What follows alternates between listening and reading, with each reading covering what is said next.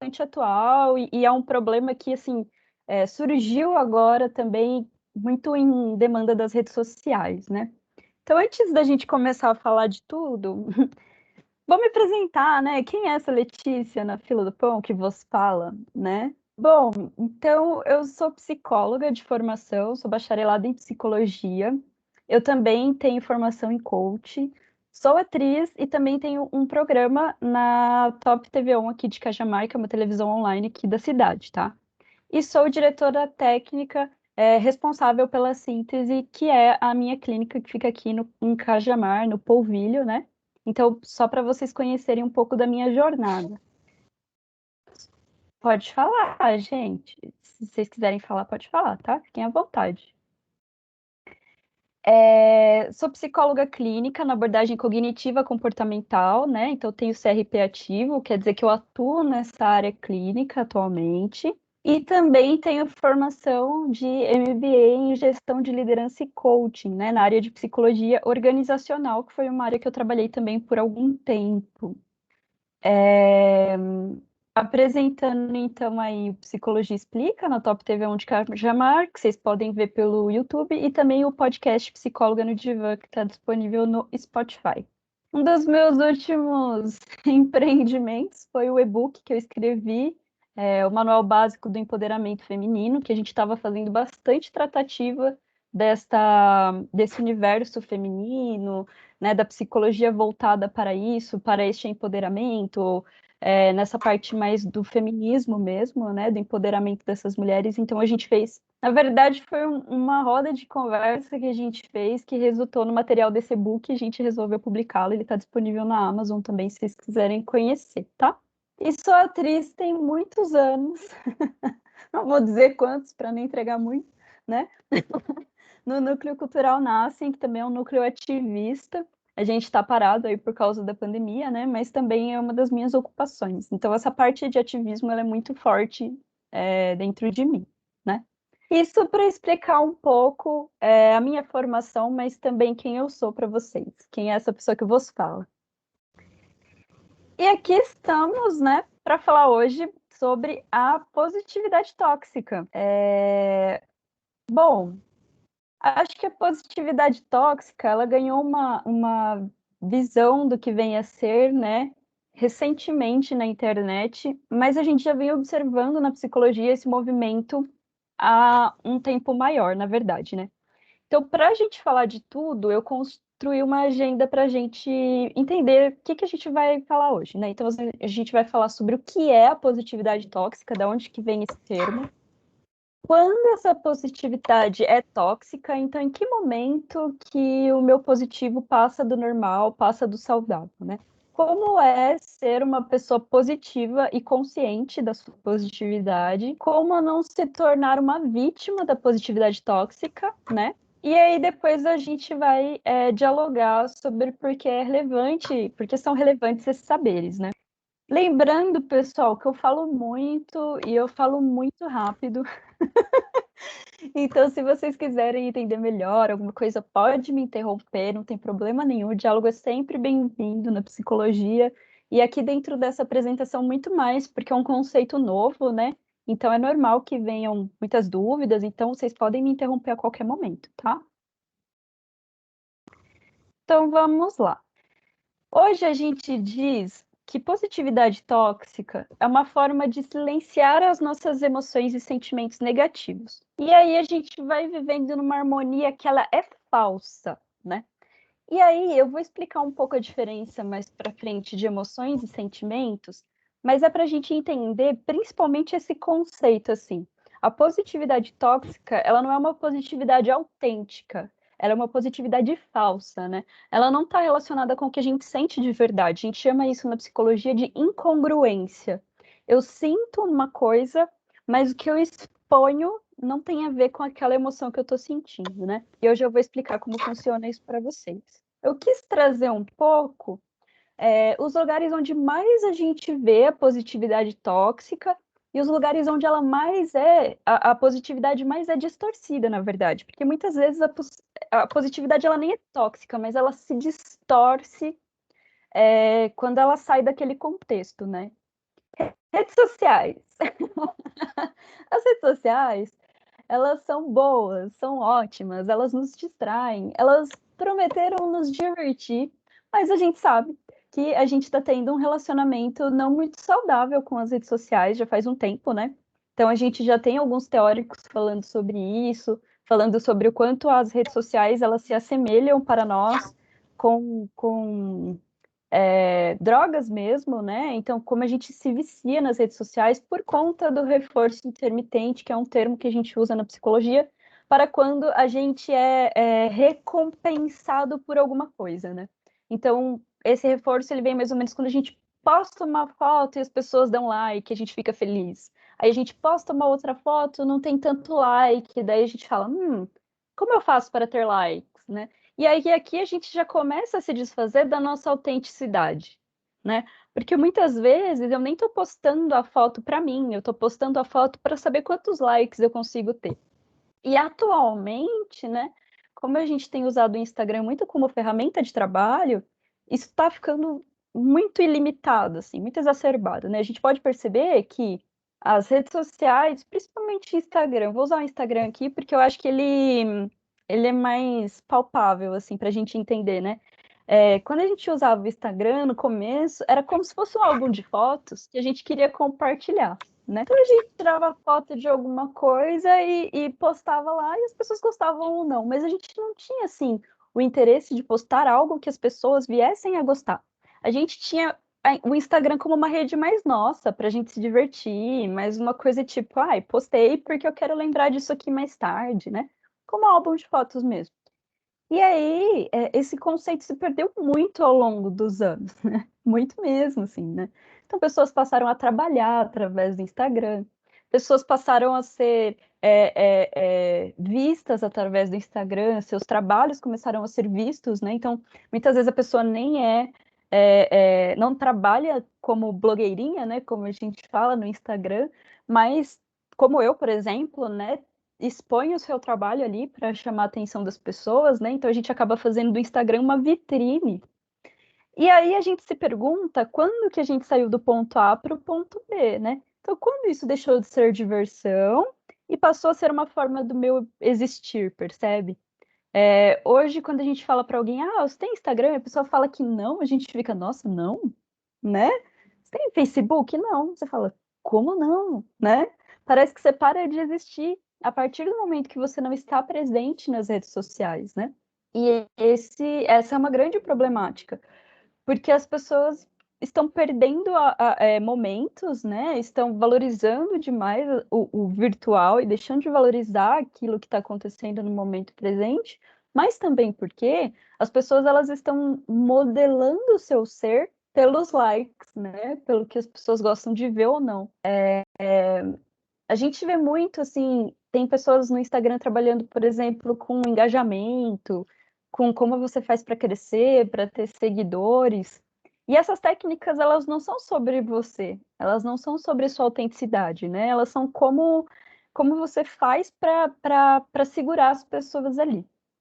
E isso envolve, obviamente, muitas vezes a positividade tóxica, porque para eu chamar a atenção de pessoas, falar que meu trabalho é bom, que eu sou referência e tudo mais, eu preciso performar na minha personalidade uma positividade que nem sempre eu tenho, né? Então, uma das dicas que a gente mais vê, né, poste todo dia. Gente, quem tem energia para postar todo dia, né? E aí a gente vê que hoje já existe um outro nicho de mercado, que são as plataformas que deixam você programar os posts, né? Então a gente se pergunta aqui, onde que está a nossa autenticidade, né? O que aconteceu com o nosso ser, com o nosso existir, que ele deixou de ser suficiente se não há uma recompensa, né? Tanto financeira quanto realmente como dizem os jovens, biscoito, né? Então, nas redes sociais, a gente vê muito essa positividade tóxica, a gente vê muito um discurso falso de meritocracia, no sentido de, não, levanta, você consegue, se você correr atrás, você consegue, e muitas pessoas não estão nessa realidade social de simplesmente correr atrás para conseguir, né? As pessoas, elas estão partindo de pontos iniciais diferentes, então esse discurso, ele não cabe ali. Mas principalmente as pessoas que vendem, que vivem de vender curso, treinamento no Instagram, elas acabam prometendo uma felicidade, prometendo uma cura de uma forma não saudável mesmo, né? Como se a felicidade hoje fosse um bem de consumo. E a felicidade não pode ser consumida, né? A felicidade é um estado de espírito. Mas a gente vê muitas pessoas vendendo ali a felicidade como um produto, né, nas redes sociais. E aí a gente vai falar também da psicologia positiva, que foi muito mal interpretada, atualmente tem sido muito mal interpretada, assim como coaching, como a PNL, né? A gente está tendo muito erro, né, nessas teorias, né? Psicologia positiva mesmo, ela vem de uma prevenção a doenças mentais, né? Então, ela estuda, por exemplo, como são as pessoas que nunca deprimiram, mas ela não diz que a gente tem que pensar positivo para não deprimir, né? Isso foi algo que a gente construiu em cima de uma percepção errada desses estudos, né? Então, esses estudos, eles fazem estudos psicológicos mesmo com pessoas que são saudáveis, que são psicologicamente mais resilientes, e eles se perguntam quais são os padrões que essas pessoas têm de pensamentos e sentimentos, e procuram replicar esses padrões para ver se a gente consegue trazer isso como uma ferramenta de cura para quem ainda não está num estado grave de algum transtorno mental. Mas isso não tem a ver com pensar positivo, isso tem a ver com a diferença de crenças e a diferença psicossocial das pessoas também, que é uma coisa que a gente vai falar um pouquinho adiante, tá? O coaching, né, como eu já disse, também foi muito mal interpretado. A gente precisa estar psicologicamente saudável para passar por um processo de coaching, né? Então a gente viu muito coach falando sobre coaching para depressão, coaching para emagrecimento, e essas coisas elas não são possíveis se a pessoa não estiver saudável, né? Coaching para depressão não é possível nunca, né? Mas assim, para emagrecer, por exemplo, a gente precisa entender quais são os fatores biopsicossociais dessa pessoa que quer emagrecer e por que que o foco é o emagrecimento, né? Porque o foco ser o emagrecimento já é bem preconceituoso, né? Bem gordofóbico, né? Como a gente está aprendendo também atualmente, né? E aí também a crença da meritocracia, né? Obviamente que a sua dedicação, o seu esforço, ele vai te levar a algum lugar maior, melhor do que o que você está hoje. Mas a gente não pode esquecer que a gente está falando do nosso ponto A para o nosso ponto B. E não como se o nosso ponto A para o nosso ponto B fosse bom para todos, né? Então, por exemplo, eu sou psicóloga, me considero relativamente uma psicóloga de sucesso, porque eu vivo da minha profissão e isso é difícil na área clínica. Estou vivendo da minha profissão, estou feliz. Mas qual foi o meu ponto A? Bom, meu ponto A foi que eu podia pagar a minha faculdade com o meu trabalho, né? Porque eu morava com os meus pais e os meus pais davam conta disso para mim. Então, os meus pais, eles davam ali para mim casa, comida e roupa lavada, como se diz, e eu, com o meu trabalho, conseguia pagar a mensalidade da faculdade, né? Eu me formei e, obviamente, tive meus méritos, corri atrás de um monte de coisa e consegui chegar onde eu estou. Mas eu chegar, por exemplo, para vocês agora e dizer, não, qualquer pessoa pode ser psicóloga se tiver vontade, força de vontade. Aí eu já entro numa positividade tóxica, porque percebe? Muitas pessoas trabalham para conseguir se alimentar, né? Então é até cruel eu chegar com um discurso de meritocracia, quando as realidades sociais no nosso país, principalmente, né, são muito diversas, né? Porque cada um vai ter a sua história diferente. Não dá para a gente chegar contando nossa história como uma versão de história única, né? A meditação também foi bastante distorcida ao longo do tempo, né? Na psicologia a gente chama mindfulness, né?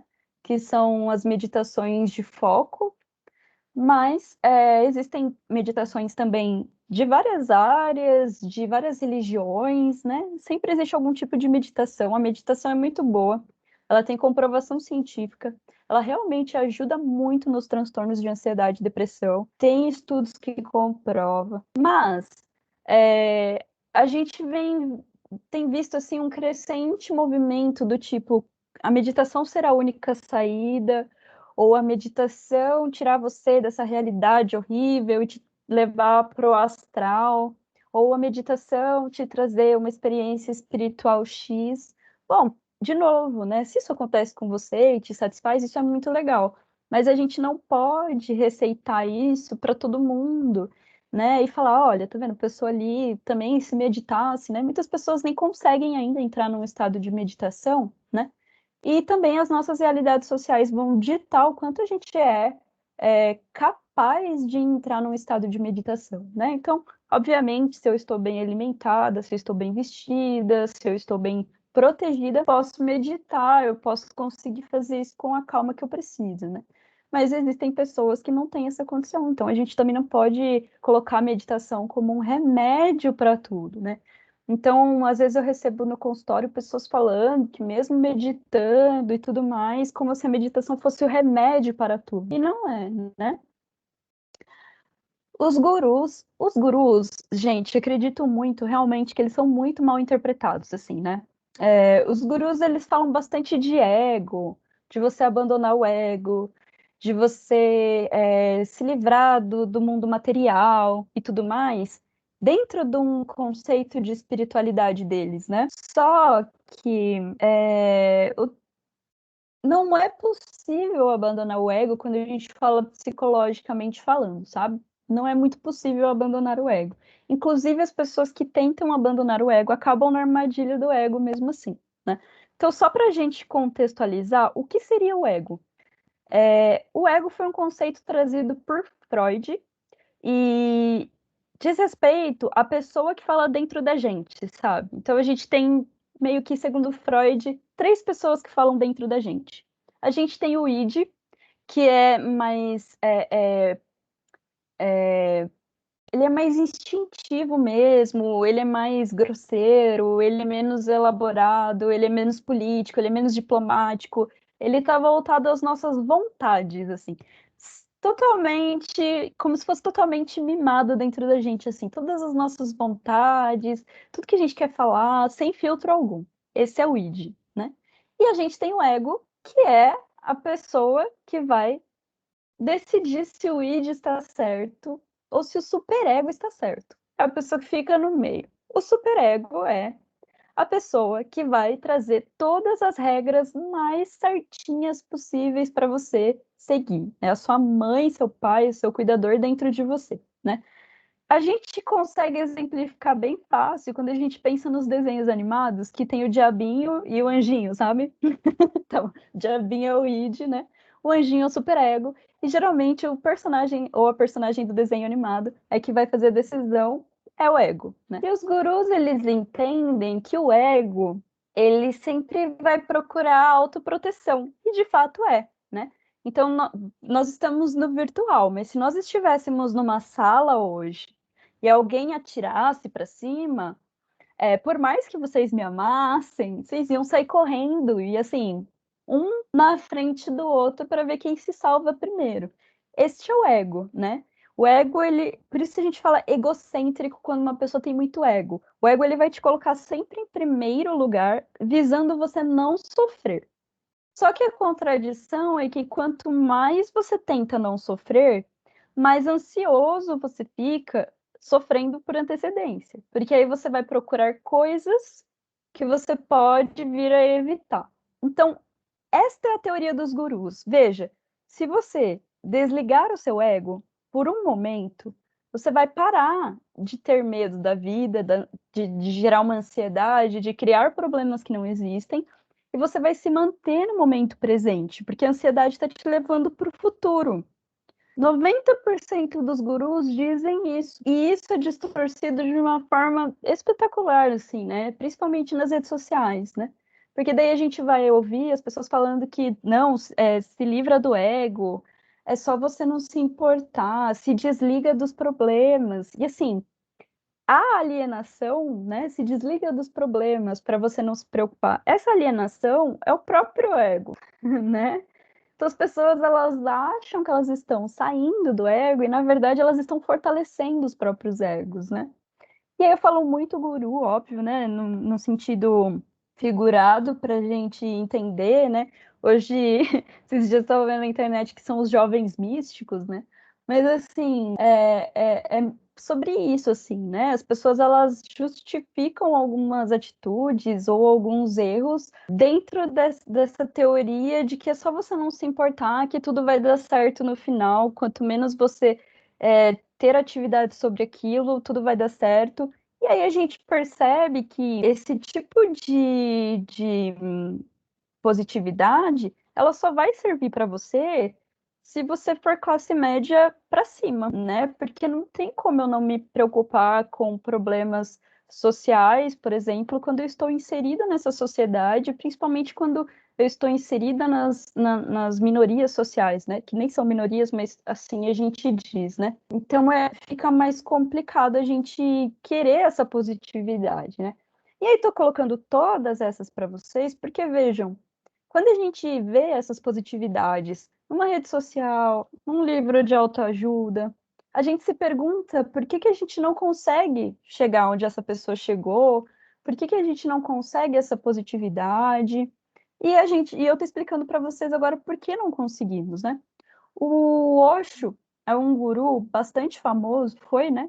E tem um livro dele, eu não lembro qual, que ele explica isso muito bem. Ele diz que todos os gurus, todas as pessoas iluminadas que atingiram a iluminação, como Buda, eram pessoas de classe social alta. Porque quando a gente sente fome ou quando a gente está inserido num lugar de pouca condição financeira, de miséria, a gente não consegue chegar nessa espiritualidade, porque a gente não consegue pensar sobre isso quando a gente tem fome, né?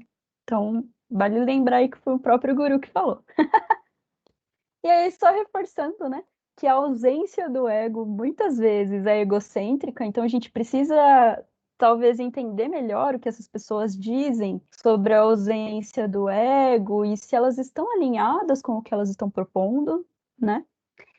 E a fé também muitas vezes traz uma positividade tóxica, por incrível que pareça, né? Quando a gente tem fé em deuses, entidades, independente da religião, a gente tem uma tendência mais conformista dentro dos nossos padrões, né? Então a gente acaba se conformando, a gente acaba dizendo que foi a vontade de Deus, isso ou aquilo, e essa positividade ela pode vir a ser tóxica para quem não tem a mesma fé, por exemplo, tá?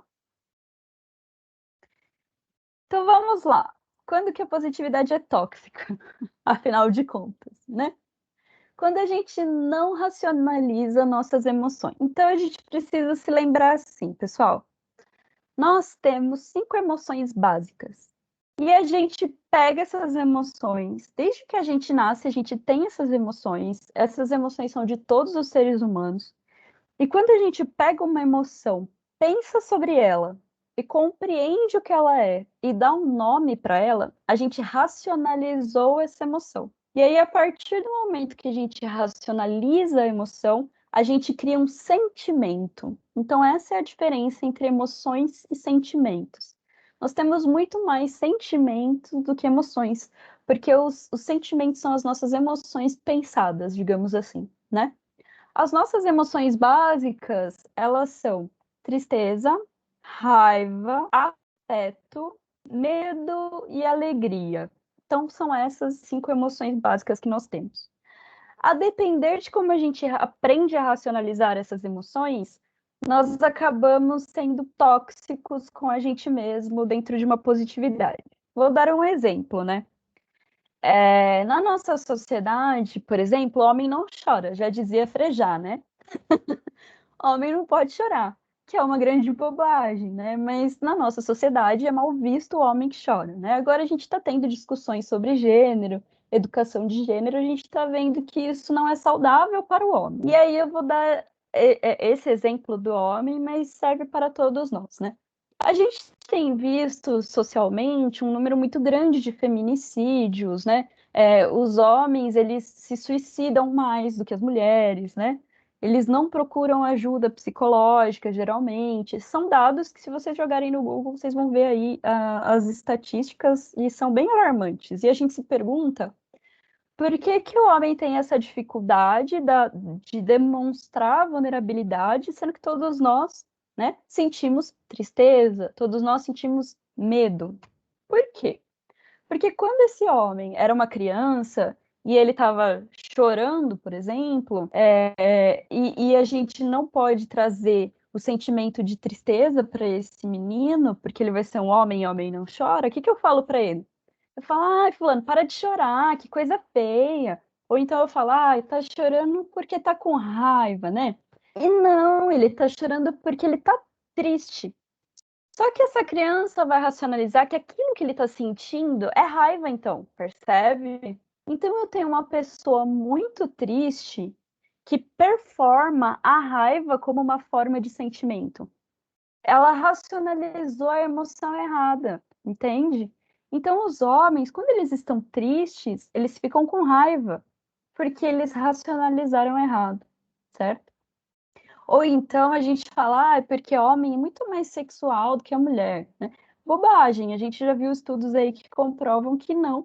Inclusive, atualmente as mulheres estão mais sexuais que os homens, os últimos estudos estão mostrando isso pra gente, né? Mas com mais libido, digamos assim, né? E aí, o que que aconteceu com a geração de homens, né, da nossa idade aí? Homens que, quando começaram a sentir emoções por mulheres, quando começaram a sentir afeto, foram inseridos na pornografia. E aí a expressão de afeto dele foi racionalizada para sexo, percebe? Né? Então é muito tóxico quando a gente não racionaliza bem as nossas emoções, certo?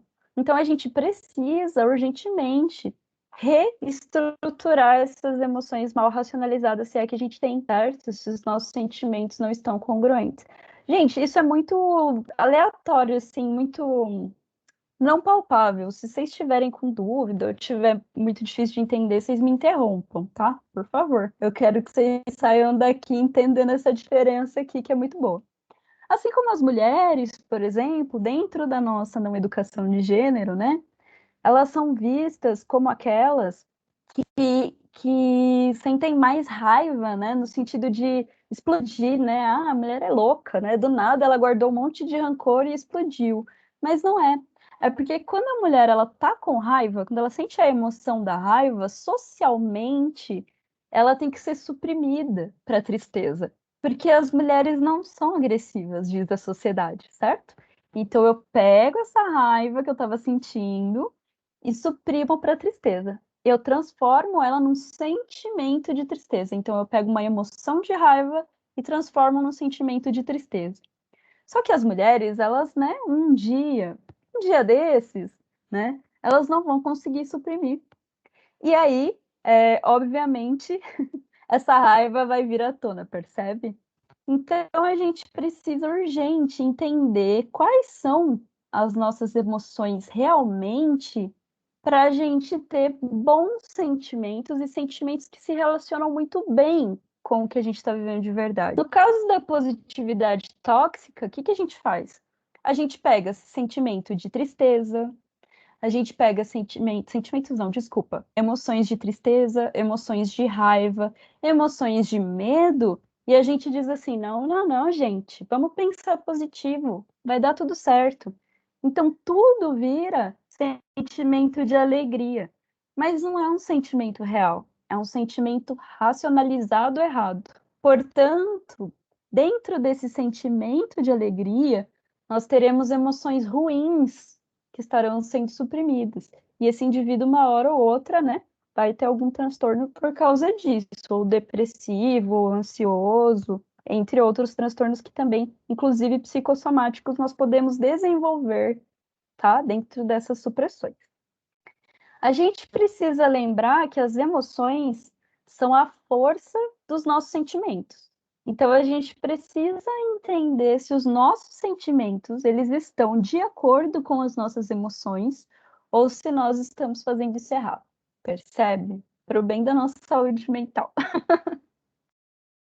Também praticamos a positividade tóxica quando a gente se aliena nos nossos dogmas, né? Não é que você não possa acreditar em nenhum dogma, em Deus, na espiritualidade, pode. Acontece que muitas vezes a gente deixa tudo a cargo dessas pessoas, né? Dessas entidades, no caso, né? Então, até tem alguma coisa que diz, não sei se é na Bíblia, né, que fala que Deus ajuda, mas você também tem que fazer a sua parte, alguma coisa nesse sentido, né? E a gente não está fazendo a nossa parte, né? A gente está dizendo assim, não, eu vou meditar aqui pela paz mundial. Tô brincando, tá, gente? Eu sou bem debochada, não se ofendam, né? Eu só tô aqui, né, meditando pela paz mundial, que legal, isso é bom também. Mas e o que mais? E o que você está fazendo prático, né? Porque senão você só está se alienando nos seus dogmas. A sua meditação é muito importante, a sua reza é muito importante, sua oração é muito importante, seu ritual é muito importante, mas também a atitude é muito importante, percebe? E também questionar é muito importante. Então, eu trago aqui o questionar como a força da nossa inteligência, né? Vamos sim ser espiritualizados, vamos focar num dogma que faz bem pra gente, se isso faz bem pra gente, se a gente não quiser também não tem problema, mas não vamos esquecer que para as coisas acontecerem, a gente precisa também agir, certo? Quando a gente entra em negação, a gente também acaba sendo uma pessoa positiva tóxica. A gente precisa começar a admitir que as coisas não vão bem, porque a gente só consegue mudar o mundo se a gente se sentir incomodado. Então, eu coloco o incômodo como a força da nossa ação. Se a gente negar os nossos incômodos, nós não vamos agir, né?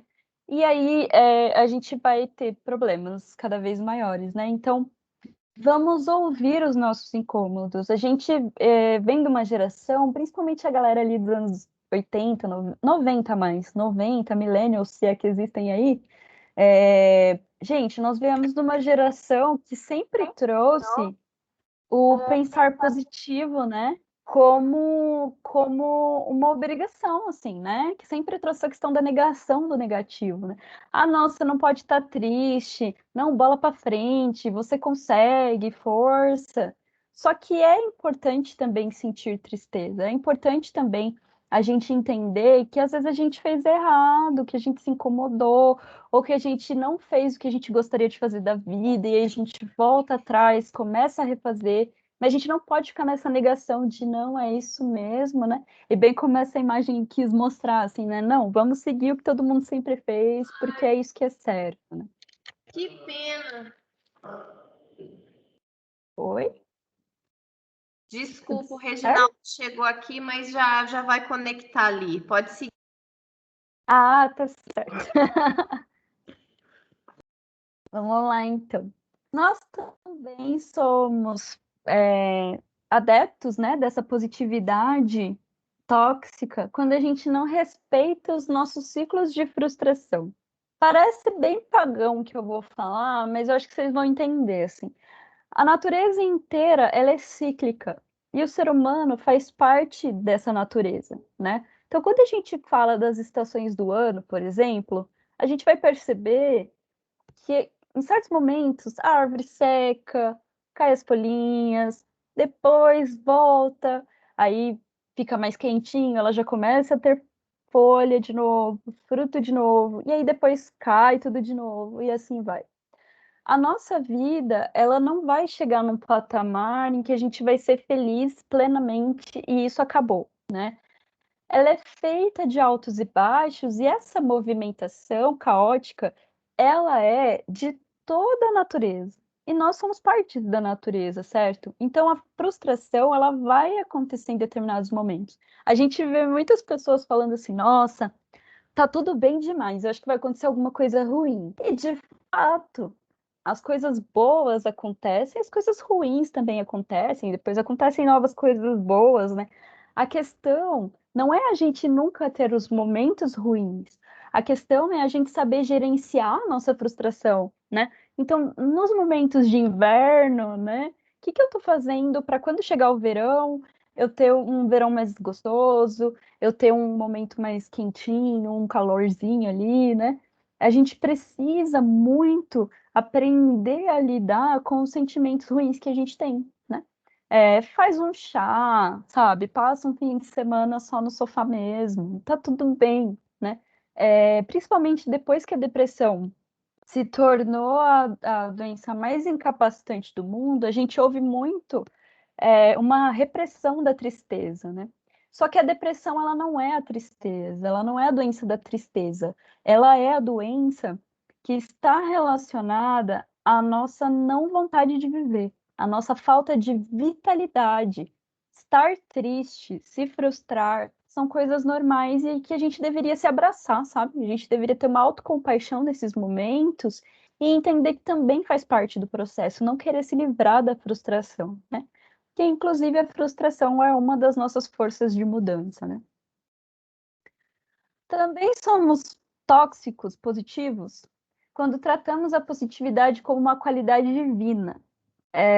Gente, não teve nenhuma pessoa extraordinária dentro da espiritualidade, vamos dizer assim, nenhuma pessoa divina que tenha sido apática, né? Então, quando a pessoa diz assim, eu não brigo com ninguém, por exemplo. Eu não brigo com ninguém, eu faço minha meditação aqui, eu acendo meu incenso, eu não vou discutir. E não, é muito contrário disso, né? Buda discutia com as pessoas, Kabir discutia com as pessoas, né? Osho discutia com as pessoas, Jesus Cristo discutia com as pessoas, né? Justamente o contrário, sempre que alguém que a gente considera iluminado atingiu um reconhecimento na humanidade, essa pessoa ela foi totalmente rebelde, né? Ela foi ali quebrar um sistema que existia, né? Então, por que Jesus Cristo foi parar na cruz? Porque ele quebrou um sistema de crenças que existia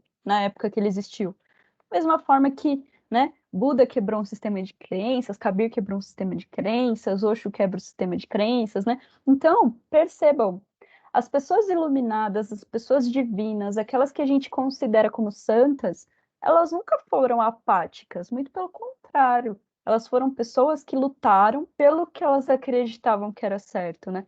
Então, a brincadeira do jovem místico, né? Quando o jovem místico aparece na internet falando para você que, olha, não, é só meditar, se desliga de tudo, né? Isso não é iluminação, isso é alienação, né? A iluminação, ela é rebelde por conta própria, né? Porque ela vem romper com crenças, e as pessoas não gostam de romper com crenças, percebe? Também somos tóxicos dentro de uma concepção de positividade tóxica quando nós não estamos em ou não nos identificamos com grupos socialmente negligenciados, né? Então, acho que essa é a pior contribuição da positividade tóxica, porque vem a ideia junto de que se a gente está aqui, se a gente está nesse lugar de privilégio, é porque nós somos mais iluminados, é porque em vidas passadas a gente não aprontou muito, é porque Deus está olhando por nós. E aí eu me pergunto, sempre dentro dessa concepção que me gera tanto incômodo, eu me pergunto onde está a nossa solidariedade, né? Porque eu já vi pessoas justificarem, assim, por exemplo, guerras em tal lugar, porque a pessoa, dentro de uma roda kármica, ela foi muito ruim, então ela tá lá pagando os pecados dela, sendo vítima de uma guerra, alguma coisa assim. Parece absurdo eu falar isso, mas é parte da crença de muitas pessoas, muitas mesmo. E aí a gente acaba se conformando com isso, como se a gente fosse ali um alecrim dourado, privilegiado porque a gente merece e tudo mais, e aquelas pessoas tivessem que obrigatoriamente gastar mais energia, porque elas merecem isso de alguma forma, mesmo que elas não saibam que elas mereçam, né? E isso está muito, muito, muito distorcido, né?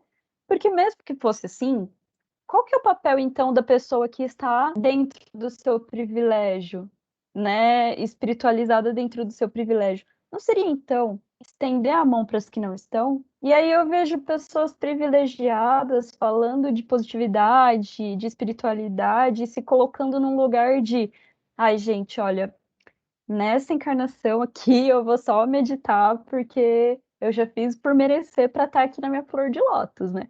E não, né, galera? A solidariedade é a força da nossa ascensão coletiva. E é engraçado que quando a gente faz isso, a gente não se dá conta de que a realidade social vai bater a nossa porta em algum momento, né? Então, atualmente a gente está vivendo uma desigualdade social muito grande, né? A gente está vendo que muitos brasileiros voltaram a sentir fome, infelizmente, devido à pandemia e tudo mais, né? Então, qual que é o nosso papel de pessoa privilegiada e tudo mais? É contribuir para que isso não aconteça, né? Não é olhar e falar assim, ai, graças a Deus não está acontecendo comigo, né? Que bom que não está acontecendo com você, mas também ofereça essa solidariedade se você puder, né? Se você não pode financeiramente, faça com um trabalho, faça de alguma outra forma, mas lembra disso, né? Nós somos sociais, então não adianta a gente crescer só em uma parte. Dentro do contexto corporativo, tem um livro que eu gosto muito, que se chama Os 5 Desafios das Equipes, do Patrick Lencioni. E esse livro é sensacional, eu acho que porque ele reflete em todos os tipos de relações, embora ele fala de relações de trabalho e de equipe, né? Mas ele diz muito sobre isso, né? Não adianta a equipe do marketing dentro da empresa ser sensacional, redonda, bater todos os KPIs, estar maravilhosa, e a equipe, sei lá, da produção, não, né? Então, porque o resultado da empresa é um só. Por mais que existam equipes, existam subdivisões, o resultado é um só, né?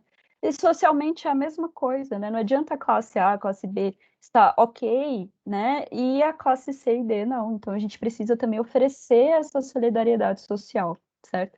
Isso eu estou falando financeiramente, mas em outras questões também. E também somos positivos tóxicos quando somos incapazes de tratar o outro com empatia. Completando o que eu estava falando antes, né? Fingir que a maldade, a desigualdade, e tudo mais não vai chegar até você porque você pensa positivo, é ingênuo por um lado, se você for considerar que você não entendeu muito bem, e também pode ser que seja simplesmente arrogante de outro lado, né? Por você achar que, por você pensar positivo e hoje estar bem, amanhã também você vai continuar bem e sempre bem, né? Nós não somos, a gente não tem essa preferência, né, dentro do jardim de Deus, né? Eu falo brincando, né? A gente não olha alecrim dourado no jardim de Deus, né? Então a gente precisa ali, urgentemente, principalmente na nossa sociedade atualmente, trabalhar a empatia, né? Porque a empatia é a força de expressão do amor. A psicologia positiva a gente interpreta muito errado, falei um pouquinho no começo, né? Vou falar um pouco mais agora.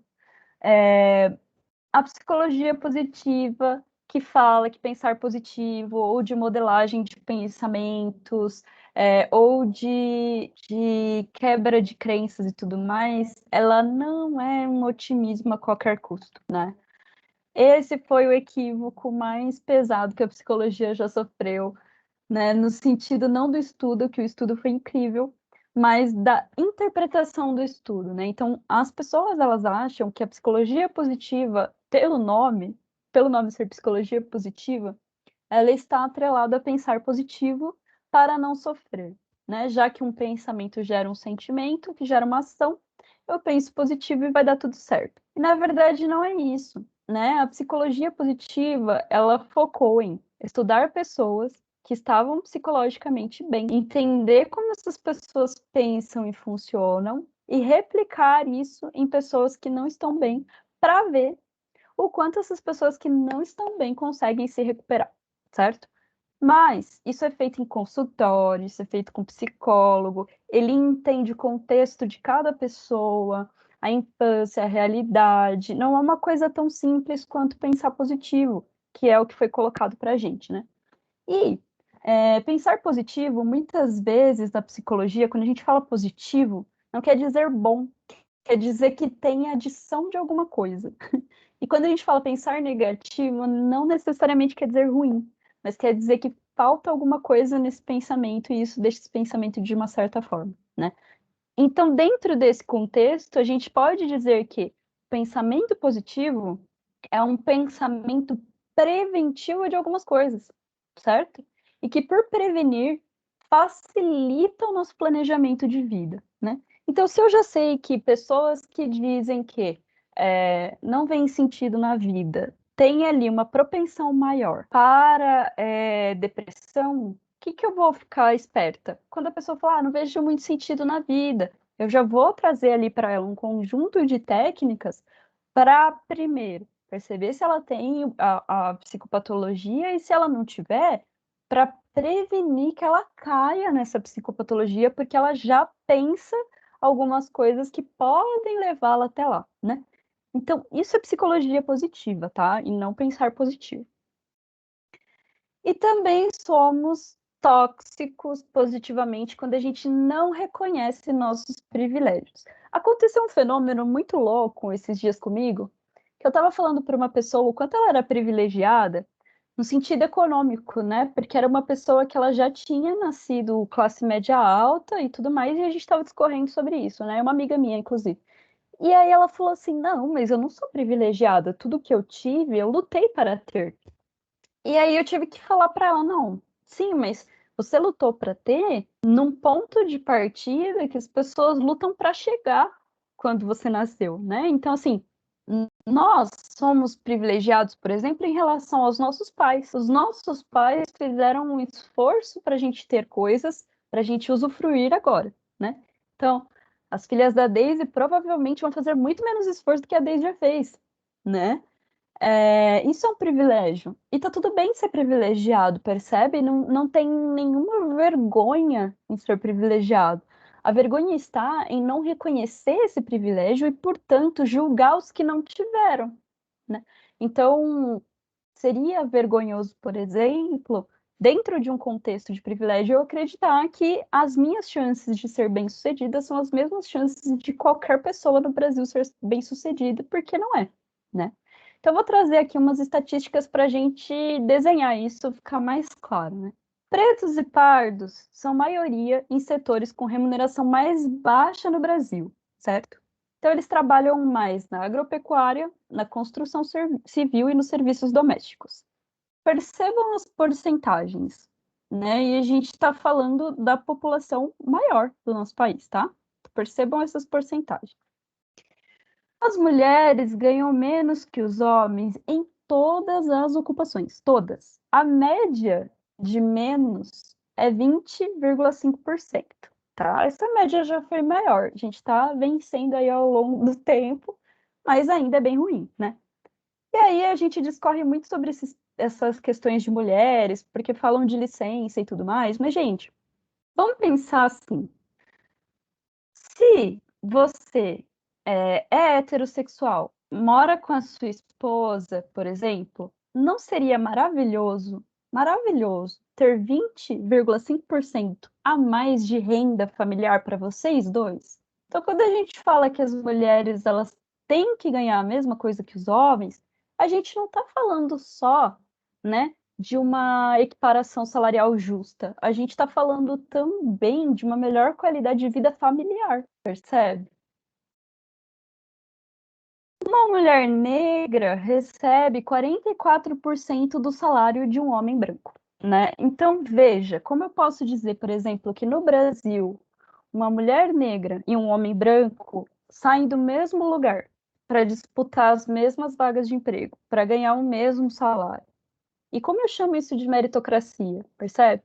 Então eu tenho que entender que essa realidade social é muito diferente para eu conseguir não ser tóxico dentro da minha positividade, né? Imagina eu, coach, eu mesma, mulher branca, coach, falando lá no meu Instagram que é muito fácil, que é só pensar positivo, que tem que lutar, que é meta, que é esforço, no pain, no gain, ignorando uma estatística dessa, né?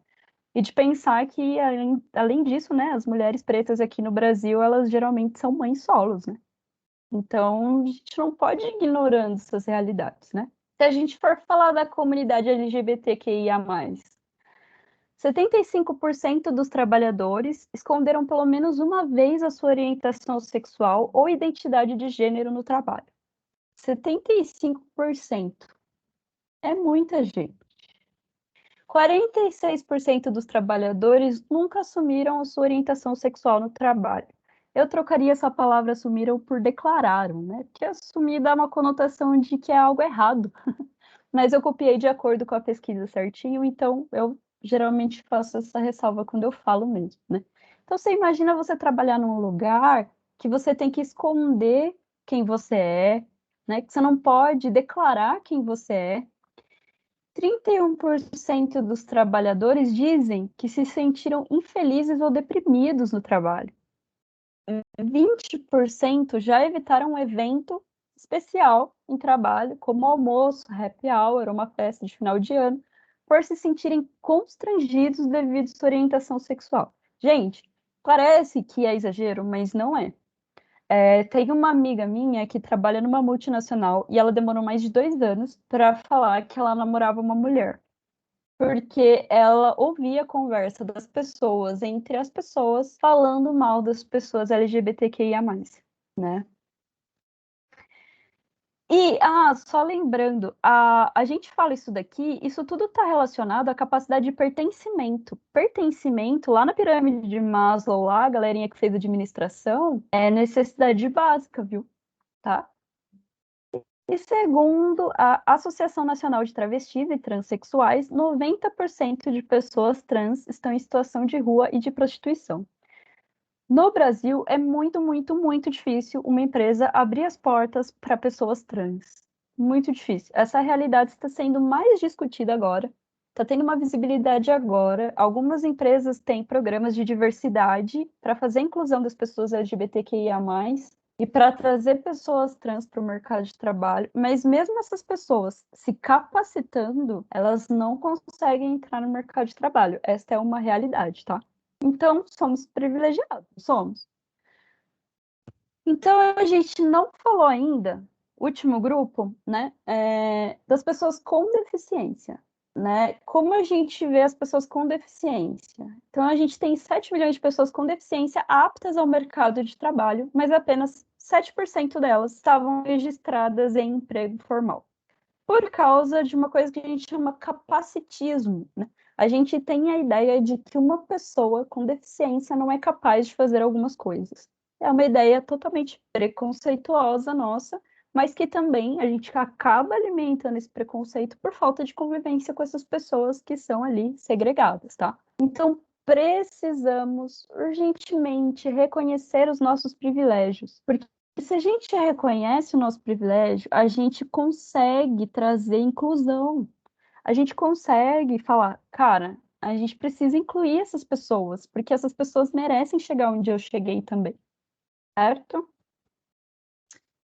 Como ser um positivo consciente? Gente, precisamos lembrar que somos seres biopsicossociais. Ninguém é só bio, ninguém é só psico e ninguém é só social, certo? Então, nós temos esse tripé de coisas para analisar. A psicologia, quando vai atender um sujeito, ela leva em consideração esse tripé, ou pelo menos deveria, né? Então, quando a gente fala bio, a gente fala que, por exemplo, uma depressão, ela pode ser biológica. Um transtorno de personalidade pode ser biológico, certo? Por isso que pessoas tomam medicações quando elas estão em depressão moderada grave, ou quando elas estão em ansiedade moderada grave, ou quando elas têm um transtorno de personalidade, porque não adianta pensar positivo, o psico, se o bio tá fazendo uma sabotagem aqui em você, né? Então a gente tem neurotransmissores, o cérebro é um órgão muito, muito complexo, que por mais que a gente estude, a gente ainda não entende totalmente, né? E uma das coisas que já foi provado por A mais B é o quanto transtornos mentais são também biológicos, certo? Então, não recriminem aquela pessoa que usa remédio para tratar uma depressão, que usa remédio para tratar uma ansiedade, porque é a mesma coisa que usar um remédio para tratar uma gastrite, para tratar uma diabetes. Às vezes, as pessoas têm essas doenças de forma crônica, é biológico, não é culpa delas. Por mais que elas pensem positivo, o cérebro delas estará lá, né? Eu falo brincando que os divertidamente estão lá botando fogo no parquinho. Não tem o que fazer, ela precisa de medicação. E que bom que existe a medicação. Então, por favor, quando alguém falar perto de vocês que vai fazer uso de medicação psiquiátrica, não julgue essa pessoa. Ela está se cuidando, certo? Então, a gente precisa levar em consideração o bio. A gente precisa levar em consideração as questões sociais. Então, a gente precisa estudar. Quando a gente é psicólogo, a gente estuda sociologia, a gente estuda filosofia, a gente estuda todas essas ciências humanas, história, né? Que vem explicar como a sociedade funciona. Isso é muito importante para a gente.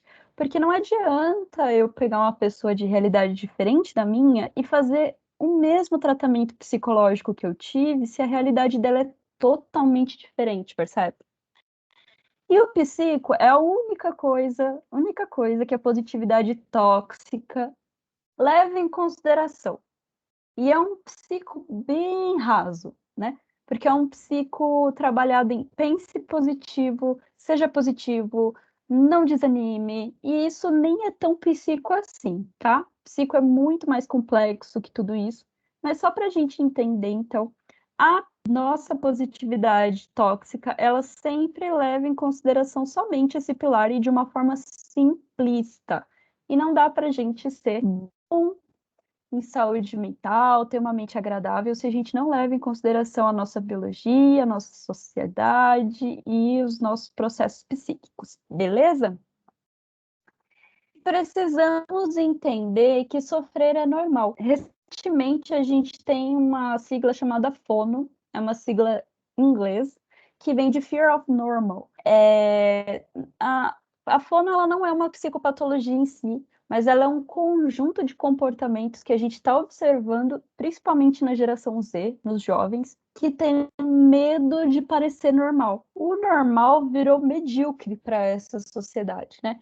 Então, quando eu estou lá no meu Instagram, por exemplo, e vejo que as pessoas estão indo para a praia, que elas estão, né, assim, fora do contexto pandemia, mas que elas conseguem viajar, que elas estão super bem, que elas fazem cursos maravilhosos, que a família é plena e tudo mais, eu tenho medo de ser normal demais. Eu tenho medo de não ter nada para mostrar assim tão sensacional, sabe?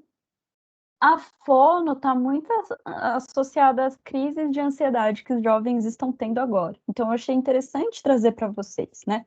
Por que que isso aqui está dentro de um contexto de positividade tóxica, gente? Porque a positividade tóxica é justamente isso, não ser normal. Ela vai sempre colocar você como uma pessoa iluminada, como uma pessoa que sabe muito bem o que está fazendo, como uma pessoa que não se abala com nada, e isso não é normal, né? Então a gente precisa normalizar o sofrimento das pessoas. Quando alguém estiver sofrendo e falar para você, estou sofrendo, não diga para essa pessoa coisas do tipo, não, mas levanta a cabeça, dá a volta por cima, mas a vida é assim mesmo. Não, só acolha, né? Só diga, ok, eu também estou, a gente sofre, estamos aqui, estamos juntos, né? Ofereça ajuda, né? Se precisar, eu tô aqui. Tem um vídeo que viralizou, não sei se vocês chegaram a ver, mas de uma mulher que ela tá filmando assim a parte externa da casa dela, aí ela sai da casa dela, deita no jardim na chuva e deita e fica olhando para cima assim, totalmente deprimida, sabe? Ela deita assim no jardim, tá uma chuva do caramba e ela fica olhando para cima assim, desolada. E aí chega um carro, parece que é uma amiga dela, né? Chega um carro, estaciona. E em vez dessa amiga chegar e falar para ela, não, levanta daí, vamos entrar, não sei o quê, a amiga sai do carro, fecha a porta do carro, deita do lado dela e fica olhando para cima com ela, né? E isso é maravilhoso, né? Isso é uma escutativa. Isso é a gente não querer tirar a pessoa do processo que ela está passando. Sofrer é normal, a gente vai sofrer. E tá tudo bem sofrer, faz parte do nosso processo de vida, certo? E só para a gente dar uma resumida, como não ser vítima da positividade tóxica ou de uma pessoa que é positiva tóxica, né?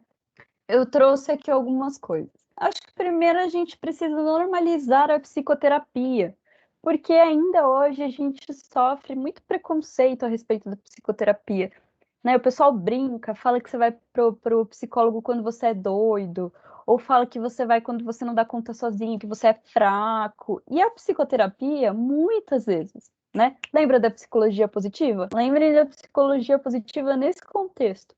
A psicoterapia muitas vezes é preventiva.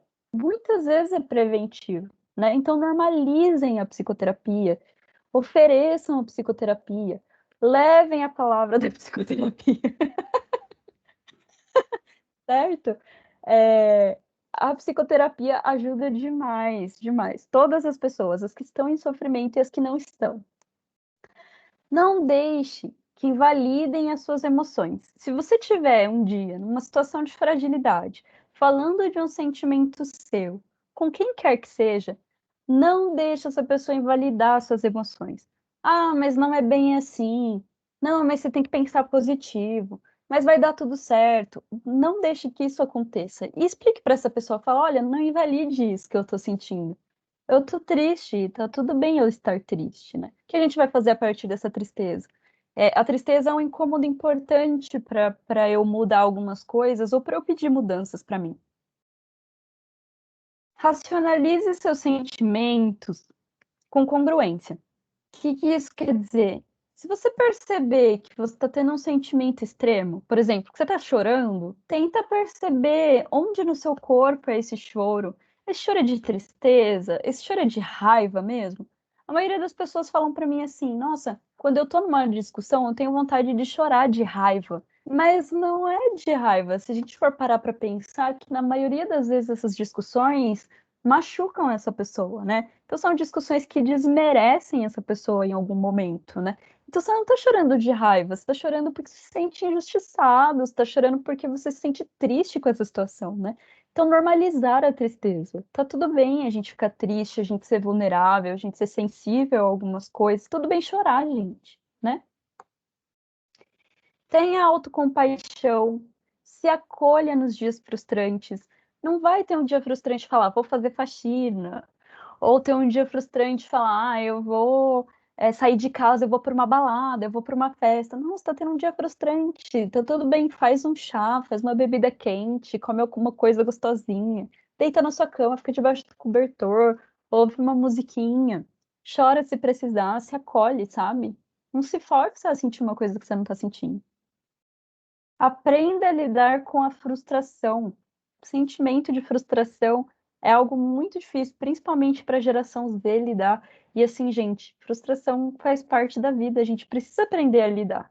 Ah, me frustrei, fiquei com raiva, chega, conversa com a pessoa que te frustrou, ou então percebe em você mesma, ou em você mesmo, né, se a frustração não vem de você, se às vezes a pessoa nem falou nada e você que está frustrado e já transbordou isso, né? Escute a sua frustração, o que que essa frustração tem para te dizer, o que está se repetindo. A frustração geralmente é um sentimento de repetência, né? Ah, estou frustrado porque de novo não passei no vestibular, mas por que que você não passou? O que que essa frustração está te dizendo? Será que era esse curso que você queria fazer? Será que você se preparou bem? Será que você comeu? Será que você teve um tempo de descanso, né? Então, lidar com a frustração para a gente aprender sobre a gente mesmo, né? Aprender a gerenciar e não controlar os sentimentos. A gente fala de controle de sentimentos como se fosse possível. A gente pode até controlar o que a gente pensa das nossas emoções, né? Que são os sentimentos, mas a gente não controla as nossas emoções. Então vamos gerenciar. O que que eu faço com essa raiva que eu tô sentindo? O que eu faço com essa tristeza que eu tô sentindo? Onde eu posso colocar isso, né? Às vezes até a tristeza mesmo, já tem alguns estudos que falam, né?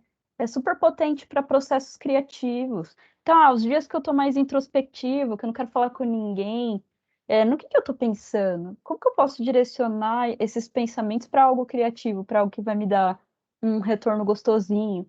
Ou como é que eu posso gerenciar esse sentimento para eles não me afundarem, né? Mas para eu sofrer num nível normal. Não reproduzir padrões tóxicos, né? Então, se você vê alguém fazendo uso da positividade tóxica, não reproduza isso, não passe isso para frente. Tomar cuidado com perfis de redes sociais que vendem felicidade, a gente vê muito isso, né? Ai, 5 passos para ser feliz. é um treinamento que vai te transformar em outra pessoa. Não existe isso, não existe isso. Mesmo que você esteja muito afim de se transformar em outra pessoa. Talvez naquele momento você até fique emocionado, você se entregue naquela imersão, mas depois de algumas semanas isso vai se perdendo, né?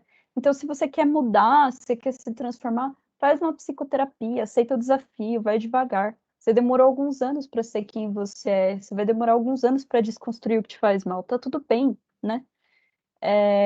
Não caiam nessa, assim, sabe? Muitas pessoas vendendo felicidade e a gente sabe que não é bem assim, né? Peça desculpas e assuma seus erros. A gente também está vivendo numa geração que aparentemente não erra, né? Ou então tem muito, muito medo de errar. E, gente, errar tá tudo bem. Errar é humano, todo mundo erra, tá tudo tranquilo, né? Errou, pede desculpa, conserta, já vê como é que você pode consertar. Não fica ali se martirizando, sabe? Ou então fingindo que não aconteceu. Assuma isso, sabe? Tá tudo bem. Cuidado com livros de autoajuda, né? Porque os livros de autoajuda são excelentes, mas depende também muito do contexto social da pessoa. Então, às vezes a pessoa vai ver um livro de autoajuda. E esses dias eu estava lendo um livro, nem autoajuda eu acho que ele é do Adyashanti, chama O Despertar Autêntico e tal.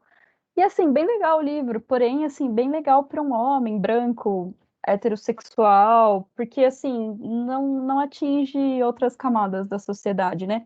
Eu mesma que sou mulher, por exemplo, né? Quando eu leio um livro e uma pessoa fala que eu não posso sentir raiva, gente, eu tenho, sabe, estrogênio e progesterona todo mês ali no meu organismo, fazer maior bagunça, eu vou sentir raiva, né? E, inclusive, os homens também vão sentir raiva, né, por causa da testosterona. Então, eu acho que alguns livros de autoajuda trazem esse lugar que a gente não vai chegar e que a gente pode até se frustrar achando que só a gente não chega, sabe? E não reproduzir a positividade tóxica, né? Principalmente. Principalmente, não reproduzam isso, né? Esse pensa positivo, não, essa falácia toda, certo? Muito bem, pessoal. Depois que eu falei muito, porque eu falo muito mesmo, eu queria meio que dividir com vocês, queria saber de vocês, queria perguntar para vocês, o quanto esse assunto é relevante para vocês, por que que vocês acham relevante? Queria abrir uma roda de conversa agora. Vocês concordam? Vocês não concordam? Tá tudo bem discordar também, tá? Falem comigo, quero ouvi-los.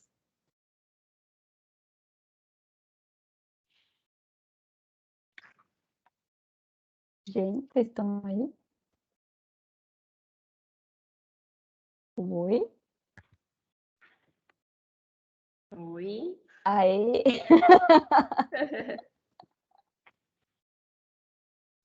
Alguém Pes- gostaria Gente, eu acho de que compartilhar traumatizei a que galera. concordo, que discordo? Eu vou começar aqui, tá? Porque eu vou fazendo as minhas anotações. Primeiro, essa questão de ser cíclica para mim ficou muito latente, Uhum. principalmente potencializou do ano passado para cá. Por conta de uma série de coisas. Eu perdi uma grande amiga, eu tive uma gestação de risco, correu tudo bem, tá tudo perfeito. Uma pandemia, então reverberou muitas coisas que as coisas vão fechando ciclos, né? E você começa a Uhum. rever e vai mudando, e chega um momento que a gente precisa, opa, o que é isso? Começa, e eu sou muito assim, analítica, e querer entender mesmo o que tá com que é isso, né? Que, enfim. E muitas vezes a gente precisa buscar alguém para direcionar, porque a gente às vezes usa de fuga e esquiva com nós mesmos, né? O tempo todo, né? Uhum. Enfim. Então, esse é um ponto. Então, quando eu preciso, eu busco, vou atrás. E essa coisa da gente entender, eu penso assim, a gente está sempre atualizando identidade, né? Aquilo que talvez para mim era essencial, hoje não mais. Então, eu entendo que a gente vai baixando novos downloads, sabe, atualização? Para mim faz muito Sim, sim. sentido isso. Então, é algo para mim. E você fez algumas provocações no sentido até de, enfim, vários pontos. Essa pesquisa que você trouxe do IBGE. A questão do privilégio, você até usou o exemplo das minhas filhas, meus pais vieram do norte de Minas, não têm a segunda série, sabe mal ler e escrever, enfim, faz todo sentido. Da família do meu pai, eu e minhas irmãs somos as únicas que conseguiram fazer faculdade. Eu sei do meu privilégio, porém, eu consigo, a gente consegue se situar. Eu fiz a minha graduação com FIES, terminei de pagar tem 5 anos minha graduação. Então, assim, mas não deixa de ser privilégio você ter um pai, ter uma mãe, ter alguém, né? Enfim. Então, eu entendo essa questão do privilégio. De fato, hoje, elas terão mais condições. Eu e meu esposo, a gente trabalha para dar isso, acho que não só de forma financeira, mas a questão até de mindset, de estrutura, de enxergar o mundo. Que hoje o homem é 50-50 ali com a mulher na divisão das tarefas, porque eu sou uma resistência disso em casa e às vezes sai faísca, porque eu penso assim, esse ativismo também ele é muito forte em mim. Então, é algo que eu acredito e é na parceria. Então, tudo é na parceria, né? E isso automaticamente elas vão absorvendo e vão tendo. E outra coisa que você falou também agora eu me perdi aqui, que eu fiz várias anotações. É naquilo que a gente acredita, porque aí vai esbarrar em paradigmas, crenças, né? A questão, por exemplo, da espiritualidade, enfim, aí entra na questão de crenças, mas eu acho que é muito legal a gente ouvir alguém assim que faz essas provocações até para tirar a gente da zona de conforto ou reforçar aquilo que eu acredito e tá tudo bem. A gente conseguir ter essa conversa, olhar essa outra visão e enfim, entra para discussão. Mas agradeço aí, deu alguns insights aqui. Eu gostaria que o pessoal compartilhasse e falassem o que gostou, o que não gostou, o que discorda. É meio polêmico, né, galera? Mas assim, acho que a gente precisa trazer, né, essas discussões no sentido de será que eu estou propondo para o outro aquilo que é possível para o outro, né? Quando eu entro num esquema de positividade, assim, né? Será que é possível para essa pessoa isso, né? Eu acho que a gente precisa muito se perguntar. Até para a gente ser mais ativista mesmo. Eu acho que as pessoas que não têm os privilégios que nós tivemos precisam ter, sabe? Porque é como você disse, né, Daisy? Você teve seus privilégios, mas são os nossos privilégios, assim, que é o mínimo, né? É o mínimo que todo mundo deveria É o ter, mínimo, é o né? mínimo. Nada assim exorbitante, não. É assim mesmo.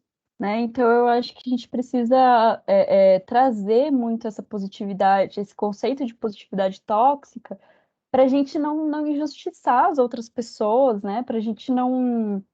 É fácil, quando a gente está numa posição de privilégio, a gente não querer olhar para isso, porque é doloroso olhar, né? É um tipo de palestra que é muito dolorosa, né? Assim, são uns tapas, né? Causa incômodo. Eu achei bem interessante essa fala que você falou para uma paciente sua, que ela luta a partir, ela lutou sim para conquistar, mas a partir daquele ponto, né, até onde ela já tinha, é diferente, né? A linha de partida de cada um é diferente, até de acordo com o histórico. Enfim, e outros fatores, outras variáveis que muitas vezes a gente não tem controle. Boa parte a gente não tem controle e a gente sabe que não tem, né? E eu acho que é isso também, né? Eu acho que o incômodo de não ter controle faz a gente achar mais fácil ignorar algumas situações, né? Então, vou ignorar isso daqui, ou vou dar uma explicação mais rasa para isso, porque incomoda, né? É incômodo para mim. Então, eu, como ser humano, acho muito incômodo que hoje no Brasil as pessoas estão com dificuldade para comer. Isso me incomoda muito, né? E esse incômodo ele é doloroso, né? Então, assim, só que ele é um incômodo necessário, a gente precisa olhar para isso, né? Porque eu acho que não dá mais, a gente é o país que mais produz alimento, né? Como que as pessoas sentem fome aqui, por exemplo? E se a gente não sair dessa positividade tóxica, se a gente não abrir os nossos olhos para as outras pessoas, essas realidades vão chegar até a gente, né? A gente que é privilegiado tá vendo aí que o preço das coisas aumentou muito, por Sim, exemplo, né? demais. Percebe? Impacta na gente também. Então, por mais que nós sejamos privilegiados, né, nós estamos mais próximos dos que não são. Então, a gente Sim. precisa fazer um movimento de se ajudar mesmo, né? De solidarizar com essas pessoas, né? De nos sensibilizarmos, né? Essa é Sim, a palavra, né? sim, com certeza. Mais alguém gostaria de contribuir? Deixa eu olhar aqui se tem alguma coisa no chat. Casimiro gostaria de se pronunciar. Ele colocou aqui. Você tem acesso ou leu o chat? Deixa eu ver. Casimiro colocou parabéns pela apresentação Tenho. de conteúdo. Ele está dando tchau aqui. Obrigada. Muito obrigada. Vitor colocou aqui também, né? Boa tarde, Letícia. Achei esse tema super importante e agradeço sobre esse tema. Eu sou um millennial, quase jovem místico, é ótimo. Millennial já é jovem místico por natureza, né? Consumidor diário de vídeos motivacionais. Por tanta positividade exagerada, ignorar os fatores negativos em minha vida é muito comum. E que eu estou buscando entendimento sobre esses estados de negações da realidade, buscando aprender a dizer não, a valorização do meu ser, declarar que eu sou quem eu sou e buscando o meu ideal. É isso, Vitor. Eu acho que a gente, millennial, a gente nasceu nessa geração assim, e muito por contexto histórico também, né? Eu acho que quando a gente foi jovem, mas adolescente, esqueci de ser jovem ainda, né, Vitor? Quando a gente era mais jovem, né? A gente veio numa época que a gente estava num crescimento econômico, que as coisas estavam mais acessíveis, o estudo estava mais acessível. Então a gente veio numa época que a vida estava mais fácil, né? E aí foi fácil para a gente entrar nessa vibe jovem místico, né? De tipo, não, olha, foi fácil sim, eu consegui, foi mais fácil do que eu imaginava e tal. Mas para algumas pessoas, né? Então acho que o jovem místico ele tem que também destinar as energias dele para as pessoas que não tiveram esses privilégios, né, de se tornar um jovem místico, né, da gente falar, por exemplo, que as pessoas não têm acesso à internet no Brasil, né. Então, assim, é legal que a gente seja positivo, que a gente pense em várias coisas, mas também a gente usar o nosso privilégio para a gente estender para outras pessoas, né, e estender não dentro da realidade delas, né. Se eu tenho uma palestra dessa daqui hoje, por exemplo, né, com adolescentes, eu acabo com eles, né? Então, não é um tipo de tema que a gente Não tem pode trazer. estrutura, né? Eles não têm. E a gente, nós como pais, eu como mãe, nós temos responsabilidade de frustrar, deles sentirem a frustração, deles aprenderem a lidar com essa frustração, de ver nós errando, né? Nós frustrando, a gente sendo frustrado também, acho que isso é bem muito importante, porque acabam ficando muito vulneráveis nesse sentido de que não posso sofrer ou não posso deixar de ter as minhas expectativas atendidas. Isso é muito Sim, grave. sim. E eu acho que é isso, né? Assim, e os millennials já passaram por isso, né? Os millennials foram muito privilegiados, assim, dentro da classe média, obviamente falando, né? Uhum. Os millennials foram sofreram pouca frustração, né? A maioria deles, assim. Então, é algo novo para a gente aprender a lidar também, né? Então, para quem nasceu nos anos 90, a gente está passando o primeiro perrengue histórico agora. É o nosso primeiro perrengue histórico. A gente nunca passou nada assim, né? Quando a gente tinha a inflação gigantesca no Brasil e tudo mais, a gente era criança, né? A gente não tinha responsabilidades, né? Então a gente também precisa aprender com essa frustração e trazer a frustração para as gerações mais novas como algo que, ok, tá tudo bem se frustrar, né? Não tentar impedir que aconteça, porque acontece, né? Sim. A vida é caótica por natureza, né? É se fortalecer para dar conta na medida do possível. Eu penso assim, a gente não pode estacionar nela, seja numa angústia, numa tristeza, numa situação. Não posso estacionar, mas eu vou ter ciclos e eu vou ter momentos e é o acolher e, enfim, aprendendo a lidar e tá tudo bem, né? Acho que o Chico Xavier, né, que falava que, acho que foi ele. Eu não sou muito religiosa de nada, gente, então eu posso estar confundindo, mas assim, que eu acho que ele falava que tudo passa, né? E aí é isso, Sim. né? Tanto as coisas boas quanto as coisas ruins passam. E é bom que seja assim, né? Que é dentro desses ciclos que a gente vai conseguindo sim, adquirir novas responsabilidades, novas ferramentas, né? E tudo mais, né? Então eu acho que isso precisa ser mais bem acolhido, né? perfeito, com certeza. Lê, eu te agradeço, pessoal. Acho que eu acredito que não tenha mais nenhuma colocação além do Casimiro e do Vitor. Agradeço demais a sua participação, a sua contribuição, Imagina. mesmo eles não tendo falado, mas eu acredito que cada um, alguma coisinha ficou, porque sempre fica, né? A gente sempre fica aí para cada um ficar algo e agradeço a sua participação. Aí você pode disponibilizar os seus contatos, quem também quiser, tem no Insta. Eu não sei se você tem aí na página, acho que você chegou a disponibilizar para eles Tenho. te encontrarem. Eu vou colocar aqui de novo na projeção. Ó, então aqui tem meu WhatsApp também, inclusive se reverberar, pessoal, se vocês quiserem conversar sobre isso depois, o WhatsApp está disponível aqui para Ah, vocês. bacana. O Instagram, né, Sim, @síntesbho, se vocês curtirem também, sigam lá, ajuda as bastante, né, a lives, divulgar o ela faz trabalho. muitas lives também. Faço minhas lives lá, tem o nosso site também, que tem tudo sobre a nossa clínica e tudo certinho, né? Fico ao dispor de vocês, no tempo de vocês, né? Entendo que é uma palestra pesada, que traz muitas coisas para pensar, né? Então, fico disponível também. Se quiserem conversar, a gente tá aí. Tá Gostaria de certo, Lê. agradecer demais todo mundo que esteve, que participou, que ficou até o final. Deise, obrigada pelo convite. Para mim, uma honra mesmo. É muito bom quando a empresa abre espaços para a gente falar verdadeiramente sobre as coisas. Eu acho que isso Sim, precisa muito ser valorizado, né? A sim, maioria das sim, empresas tem receio de sim, tocar em assuntos mais delicados, e eu achei incrível quando você me propôs esse assunto, sim. porque de fato é um assunto que gera incômodo, É, né? E isso é muito bom, a gente precisa trazer o incômodo. O incômodo é muito, sim. muito, muito terapêutico, né? Então eu agradeço essa coragem, né? Isso é quebrar paradigmas, né? Tá, Agradeço muito. tá certo, tá certo. A gente tem que buscar cada vez mais ser autêntico e ser o que é, né? Sendo nossa melhor versão, mas procurar, a gente veio no mundo para a gente ser aquilo que de fato viemos para ser, sempre procurando a melhor versão. Então, isso é algo que eu acredito bastante. Eu também, eu acho que nós precisamos aí sempre ser autênticos, né? Vamos ser autênticos. Exato. Obrigada, viu? Eu que Super beijo para agradeço, gente. você. Obrigada, pessoal, que participou até Beijo. agora, cumprindo a agenda. E nós vamos nos falando, Lê.